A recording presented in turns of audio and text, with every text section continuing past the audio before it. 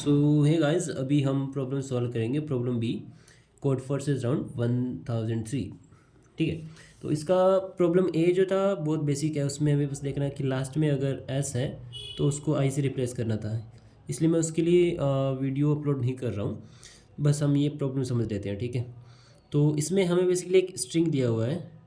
Okay, and उसमें हम क्या ऑपरेशन कर सकते हैं कि हम कोई भी इंडेक्स आई उठा लेते हैं जिसमें such that S of I is equals to S of I plus one. ठीक है, एंड उसके बाद हम क्या कर सकते हैं कि एस ऑफ आई को किसी भी कैरेक्टर से रिप्लेस कर सकते हैं। सपोज अगर अर्लियर वो ए था तो उसको मैंने बी से रिप्लेस कर दिया and S of I plus one को रिमूव कर दिया। ठीक है, इसका क्या मतलब हुआ कि इसका मतलब हुआ कि कोई दो कैरेक्टर एडजेसेंट थे ए और ए, उसमें से उन दोनों को मैंने हटा के किसी भी मेरे मनपसंद कैरेक्टर बी से रिप्लेस कर दिया। राइट, क्योंकि ये एस ऑफ आई है, ये S of I plus one, दोनों इक्वल है।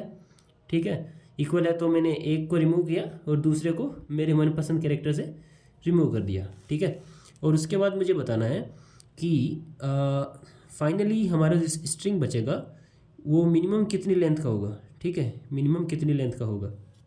ओके, अब इसको समझो कि हमारे पास सपोज एक स्ट्रिंग है A B C D D E. ठीक है, अब देखो, और एक स्ट्रिंग है A B C D E और एफ। ठीक है, दो स्ट्रिंग है। पहला वाला केस है जिसमें हमारे पास डुप्लीकेट कैरेक्टर प्रेजेंट है, मतलब सेम एडजेसेंट पोजीशन वाले एलिमेंट, ये वाली कंडीशन मतलब ट्रू हो रही है, S of I equals to S of I plus one.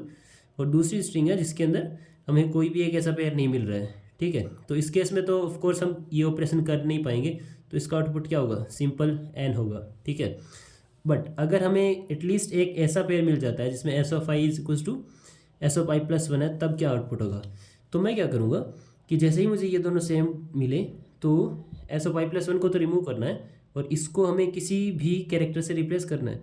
तो मैं क्या करूँगा कि जो हमारा इधर एडजेसेंट एलिमेंट है ना, उससे रिप्लेस कर देंगे इसको। तो ए बी सी तो रहेगा, इन दोनों में से एक रिमूव करके इस डी को मैं सी से रिप्लेस कर दूंगा, तो यहाँ पे आ जाएगा मेरा ई। उसके बाद फिर ये दो एडजेसेंट एलिमेंट सेम हो गए, तो फिर से हम इस सी को रिप्लेस करके रिमूव करके ये वाला जो सी है उसको बी से रिप्लेस कर देंगे। ठीक है, अभी हमारा स्ट्रिंग बन जाएगा ए बी बी और ई।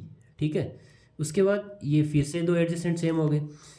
मतलब कहने का मतलब है कि अगर एटलीस्ट हमें एक ऐसा पेयर मिल जाए जिसमें S of I is equals to S of I plus one.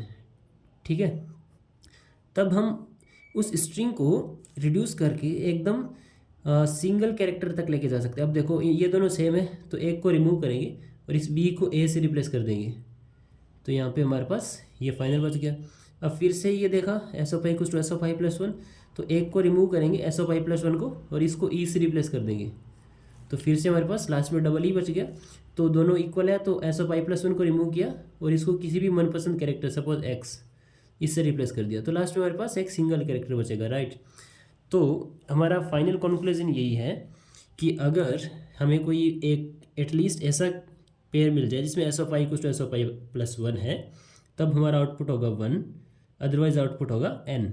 ठीक है, क्योंकि इस स्ट्रिंग में देखो कोई भी दो एडजेसेंट कैरेक्टर सेम नहीं है, तब हम वो ऑपरेशन नहीं परफॉर्म कर पाएंगे, तो स्ट्रिंग का जो लेंथ होगा उस पर कोई इफेक्ट नहीं पड़ेगा। ठीक है, जितना है उतना ही रहेगा। एंड तो यहाँ पे कोड देख लेते हैं। हमें एक फ्लैग वेरिएबल लेके चलेंगे जो स्टार्टिंग में ज़ीरो होगा, और फिर यहाँ पे integer I equals to one से एन तक फॉर लूप लगाया। अगर S of I is equals to S of I plus one, मतलब हमें डुप्लीकेट एलिमेंट मिल गया, एडजेसेंट है ना, एडजेसेंट एलिमेंट जो कि इक्वल है, तब हम फ्लैग में वन रखेंगे और लूप को यहीं पे ब्रेक कर देंगे। मतलब फ्लैग में वन रखा मतलब हमें डुप्लीकेट एलिमेंट मिला हुआ है, उस केस में हमारा आउटपुट क्या होगा, वन, एल्स में आउटपुट होगा एन। तो इसमें या तो आउटपुट वन आएगा या फिर एन आएगा, दोनों केस हमने देख लिए। That's all, thank you for watching the video and do subscribe the channel for more videos. Thank you.